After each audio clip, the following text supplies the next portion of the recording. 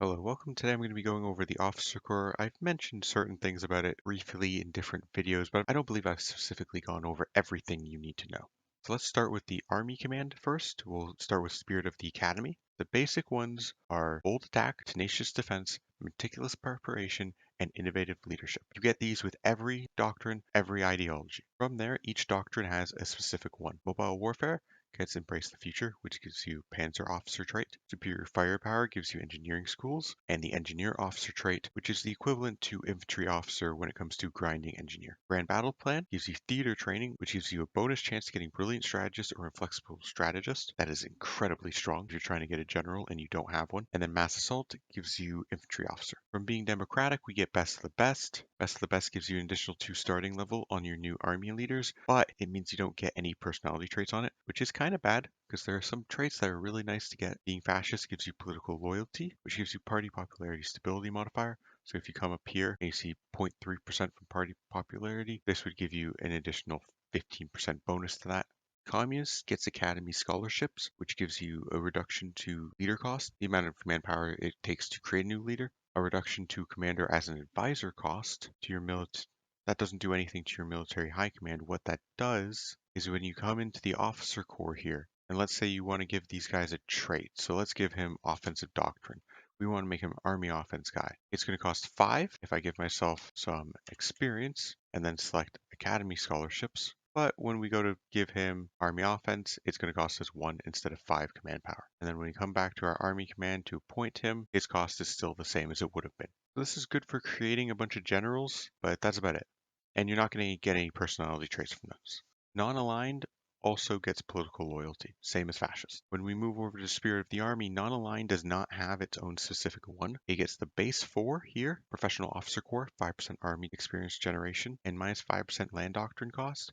If you select this before doing all of your doctrines, it will pay itself off. Elevated Engineering Corps, which gives you entrenchment speed bonus. Railway Gun Bombardment, which increases the maximum bombardment penalty by 5%. And then Engineer Company Design Cost. Proper Heritage, which is just for cavalry attack. It's not very good. Quick Improv gives you planning speed and commander ability costs. So that means you can come here and last stand for cheaper. This is quite useful if you're last standing a lot. And then you've got the 4 from the Doctrines. Motorization drive is from Mobile Warfare. It allows you to design a tank for free, basically.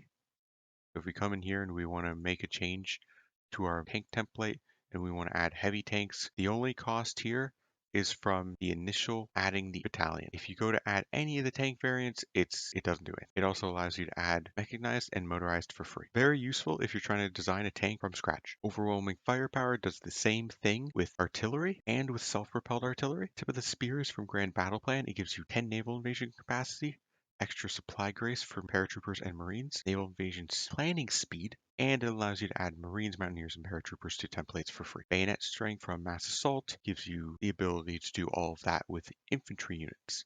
This is the least useful of the 4 because generally speaking you don't need to change your infantry templates that much. Getting Professional Officer Corps early can be quite useful for the land doctrine cost reduction. It only takes 7 land doctrines to pay itself back. Everything after that is just pure profit. And then using these ones to create templates for free, very cost effective. And then tip of the spear when you're going Grand Battle Plan, if you're going to be doing a lot of naval invasions, such as Japan, the extra naval invasion capacity is quite nice. Same with the planning bonus. It allows you to launch them very quick. Communists get ideological loyalty, encirclement penalty reduction minus 20%, and weekly manpower. This is useful if you're playing a country like Ireland, or maybe you're playing El Salvador here, a small country with very little manpower. Ideological loyalty is going to give you 26,000 manpower a year. That's like 3 divisions. Fascist gives you state serves the military, which gives you political power gain and minus 25% conscription laws cost. That can be useful. I don't like the idea of trading army experience for political power gain. I think army experience is the more rare of the two, but you can do it if you've found a way to grind more army experience than you need, but your political power is lacking. And then democratic gets the strongest of the bunch.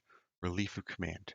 25% army experience gain minus 50% army advisor cost. So if you were to select that, all of your army advisors now cost half political power to appoint. They still keep their command power cost. Let's move on to Spirit of Division Command. Static warfare is very good if you're stacking entrenchment, as say the Soviets. So if we look at this division, with just our doctrines, which is all of them, we're getting 40% bonus, which is 2% per level of entrenchment. If we come in here and we swap to static warfare, that's going to go up to 44%.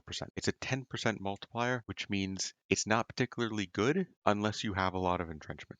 Still nice, but not as good as it seems. Flexible organization allows you to move a little bit faster and lose a little bit less org. The org loss from moving is actually better than what you get from mobile warfare. I don't think it's that good though. Aggressive recon is worthless. I mean, recon is just in general worthless, so I am not a supporter of recon. Reserve officers, not worth 50 army experience for division training time. Victory or death can be nice. Minus 15% org loss when below 25%. It'll help you hold that tile a little bit longer, but you could always just last stand. And then we get into the 4 doctrine specific ones. Maneuver warfare gives 5% coordination, which makes up for the fact that mobile warfare doesn't get coordination as doctrine. You can get doctrinal coordination from going left on superior firepower. You get 5%. You get 10% from branch interoperation, going left on grand battle plan assault, and you don't get any coordination for mass assault doctrine. Coordination as a stat is kind of nice. Small advantages aren't going to help you that much, but the options here for 50 army experience aren't actually that good. So 5% speed, 5% coordination for maneuver warfare on mobile warfare, not bad. Smoke and fire from superior firepower just gives 5% breakthrough to everything, which is pretty nice. 5% breakthrough is not nothing. Logistical focus, I think, is the best of the 4 doctrine related ones, giving minus 5% supply consumption and minus 5% air and navy fuel consumption, which is quite nice.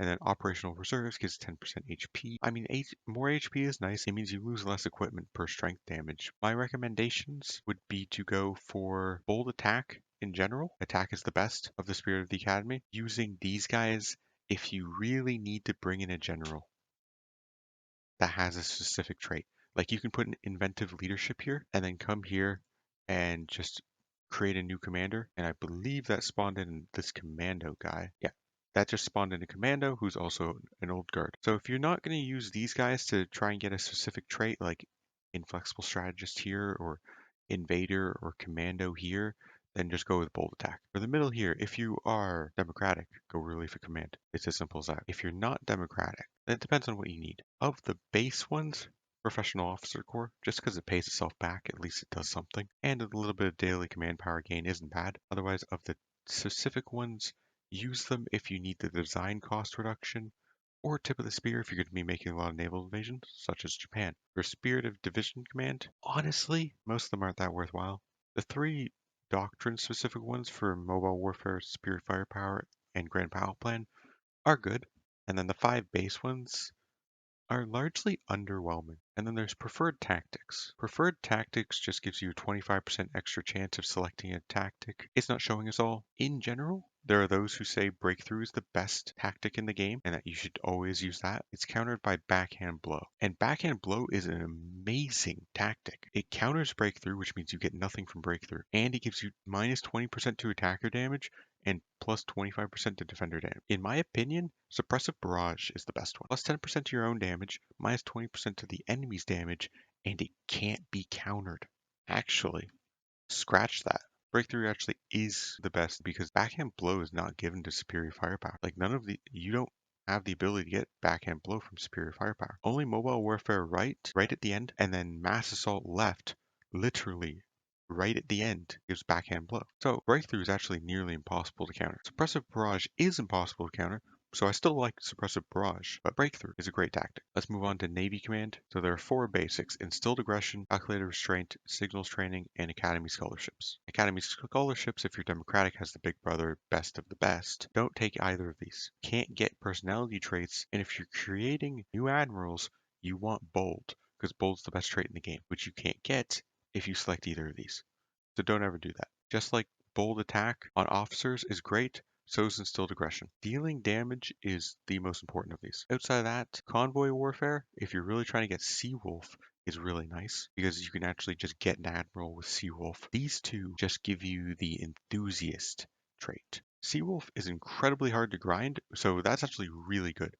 If you don't have an admiral that has Seawolf, 20 Navy experience, and Navy experience is not hard to come by, and you can get Seawolf. So this is really good. Don't use Academy scholarships or best of the best, and instilled aggression is very good. On to Spirit of the Navy. Jean Ucole, this is the French one. The French were very focused on destroyers in this time period. Lets you design destroyers cheaper, destroyer research speed. Technically not that bad if you're doing destroyer research, but integrated designers gives you 20% naval research speed and another 20% for ship modules on top of that, which gives you 40% for ship modules.